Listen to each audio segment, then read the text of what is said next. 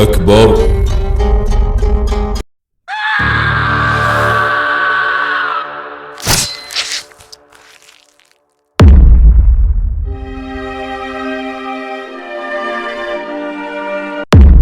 ایک دن رسول اللہ صلی اللہ علیہ وآلہ وسلم مدینہ میں جبل احد کے پہاڑ پر کھڑے تھے۔ ان کے ساتھ ہی اسلام کے 3 بڑے خلیفہ حضرت ابو بکر صدیق، حضرت عمر، حضرت عثمان غنی بھی تھے۔ لیکن اچانک پہاڑ لرزنے لگا اور آپ نے فرمایا کہ اے احد کے پہاڑ ٹھہر جا، تجھ پر اس وقت ایک نبی، ایک صدیق اور 2 شہید موجود ہیں۔ لیکن اس کے بعد حضرت عمر اپنی پوری زندگی یہ بات بھول نہ پائے، اسی لیے حضرت عمر اپنی پوری زندگی میں ایک عجیب ہی دعا مانگا کرتے تھے، اے اللہ مجھے اپنے راستے میں شہادت نصیب فرما، اور شہادت بھی ایسی رسول اللہ صلی اللہ علیہ وآلہ وسلم کے شہر مدینہ میں ملے۔ ایسا سن کر لوگ آپ سے پوچھتے تھے کہ یہ کیسے ممکن ہے؟ اب تو عرب میں ساری جنگیں ختم ہو چکی ہیں اور مدینہ دنیا کا سب سے سیف سٹی، تو یہاں پر آپ کو کون شہید کرے گا؟ لیکن حضرت عمر نے کہا کہ اگر اللہ نے چاہا تو ایسا ہو کر رہے گا۔ لیکن حضرت عمر کی شہادت دنیا کا کوئی چھوٹا موٹا ایونٹ نہیں تھا، کیونکہ شہید ہونے سے پہلے حضرت عمر نے دنیا کی سب سے بڑی امپائر بنائی تھی۔ اتنی بڑی امپائر کہ حضرت آدم علیہ السلام سے لے کر حضرت عمر تک اتنی بڑی امپائر کوئی نہیں بنا سکا تھا۔ حضرت سیدنا عمر فاروق نے 23 ہجری 21 ذو الحج کو اپنی زندگی کا آخری خطبہ جمعہ ارشاد فرمایا تھا۔ اس خطبہ میں حضرت عمر فاروق نے اپنے ایک خواب کا بھی تذکرہ فرمایا اور اس کی از خود تعبیر بھی فرمائی۔ انہوں نے فرمایا، میں نے ایک خواب دیکھا ہے، میرا خیال ہے کہ یہ میرا پیغام وفات ہے۔ میں نے دیکھا کہ ایک مرغ نے مجھے 2 دفعہ چونچ ماری ہے اور مجھے یاد پڑتا ہے کہ وہ سرخ رنگ کا مرغا تھا۔ میں نے اسماء بنت امیس رضی اللہ تعالی عنہ کے سامنے اسے بیان کیا تو وہ کہنے لگی، تمہیں اجمی آدمی قتل کرے گا، اور فرمایا پوری قوم مجھے اپنے بعد خلیفہ کے تعین کا مشورہ دیتی ہے۔ لا شبہ اللہ تعالیٰ اپنے دین اور منصب خلافت کو ضائع نہیں فرمائے گا، اور نہ اس شریعت کو کوئی گزند پہنچنے دے گا جس سے اللہ کے رسول صلی اللہ علیہ وآلہ وسلم لے کر تشریف لائے۔ اگر میرا وقت اجل آن پہنچا ہے تو خلافت کا معاملہ ان 6 آدمیوں حضرت عثمان، حضرت علی المرتضیٰ، حضرت عبد الرحمن بن عوف، حضرت سعد بن ابی وقاص، حضرت زبیر بن عوام، حضرت طلحہ بن عبید اللہ رضی اللہ تعالی عنہ کے سپرد ہوگا، جن سے نبی کریم صلی اللہ علیہ وآلہ وسلم بوقت وفات راضی تھے۔ فیروز کے دل میں مسلمانوں کے لیے اتنی نفرت تھی کہ اسی نفرت کے ساتھ ایک دن فیروز خلیفہ عمر کے پاس گیا اور ان سے کہا، میرا ماسٹر مغیرہ مجھ پر بہت ظلم کرتا ہے، مطلب مجھے ہر دن اپنی کمائی سے 2 درہم دینے پڑتے ہیں۔ تو حضرت عمر نے اس سے پوچھا کہ تم کیا کرتے ہو؟ تو اس نے کہا کہ میں لکڑی اور لوہے کا کام کرتا ہوں۔ تو یہ سن کر حضرت عمر نے فرمایا کہ پھر تو یہ پیسے بالکل ٹھیک ہیں۔ لیکن یہ سن کر فیروز کو ان پر بہت غصہ آیا اور وہاں سب کے سامنے اس نے کہا کہ عمر کا انصاف دنیا میں سب کے لیے ہے سوائے میرے، اور وہاں سے چلا گیا۔ حضرت عمر نے فیروز کو تو واپس بھیج دیا، لیکن ان کے دل میں اب بھی یہ تھا کہ میں ضرور اس کے ماسٹر مغیرہ سے اس کی بات کروں گا تاکہ وہ اس پر ٹیکس کم کر دے۔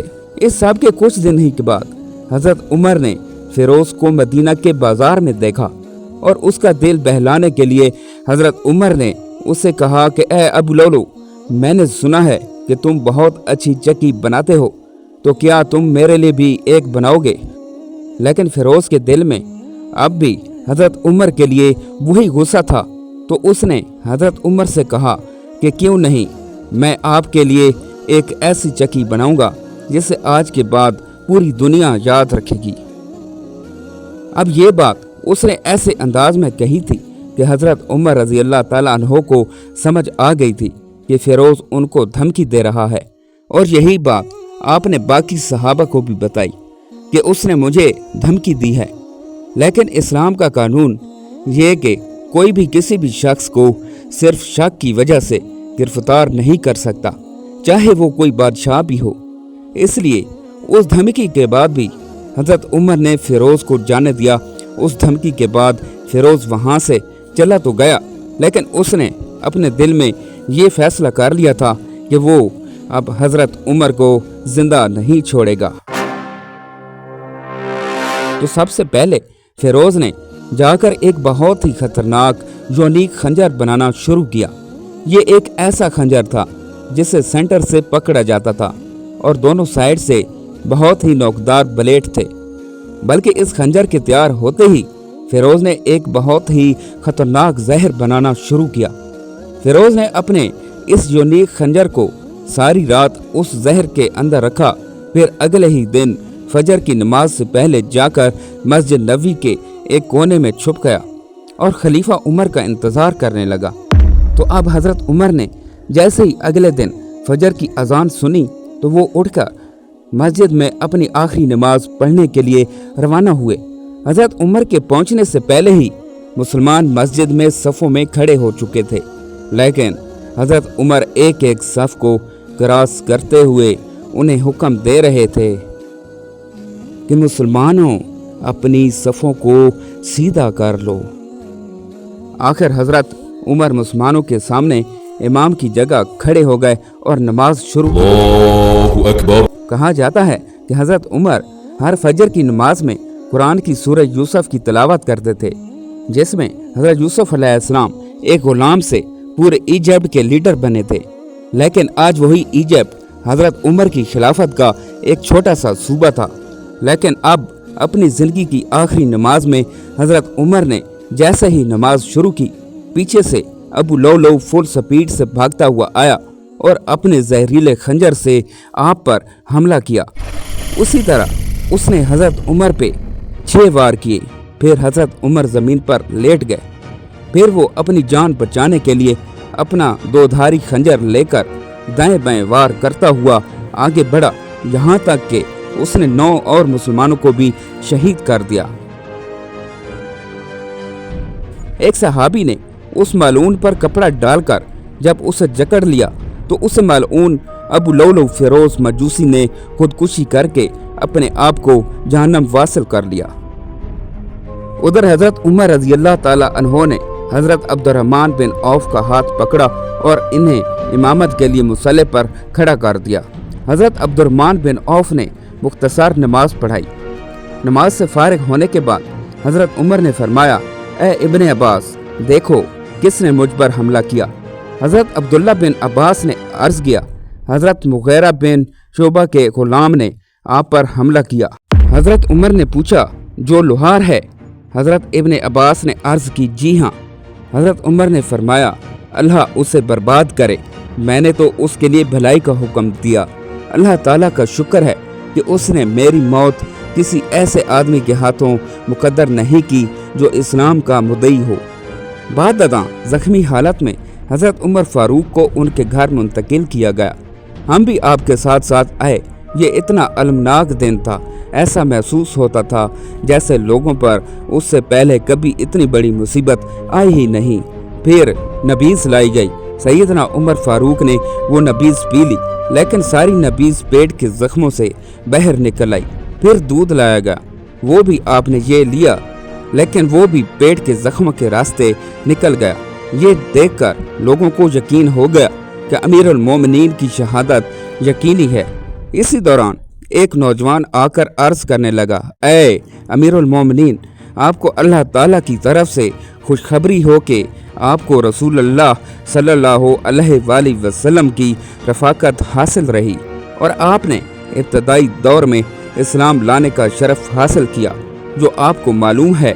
फिर आप खलीफा बनाए गए और आपने पूरे इंसाफ के साथ हुकूमत की और आपको शहादत नसीब हुई।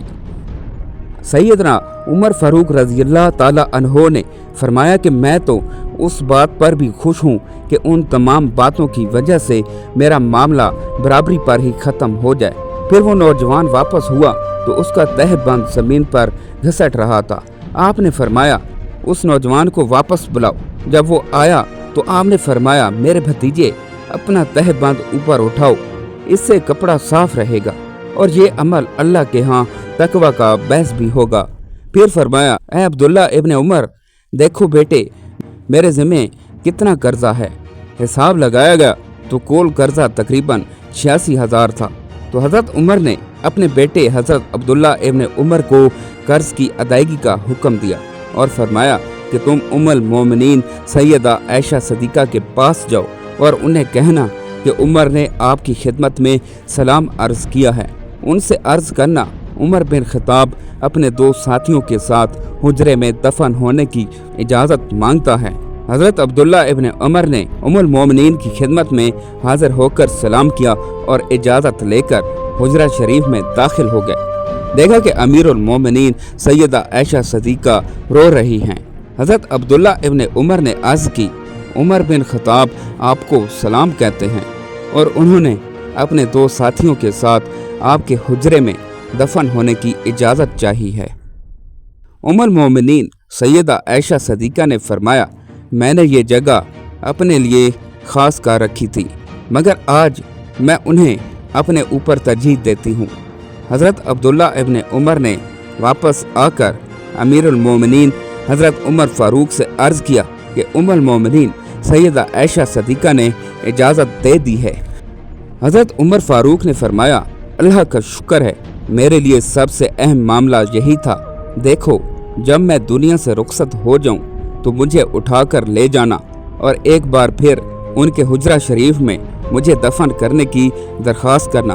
अगर इजाज़त मिल जाए तो हुजरा उक़दस में दफन कर देना और अगर इजाज़त ना दें तो मुझे मुसलमानों के कब्रिस्तान में दफन कर देना।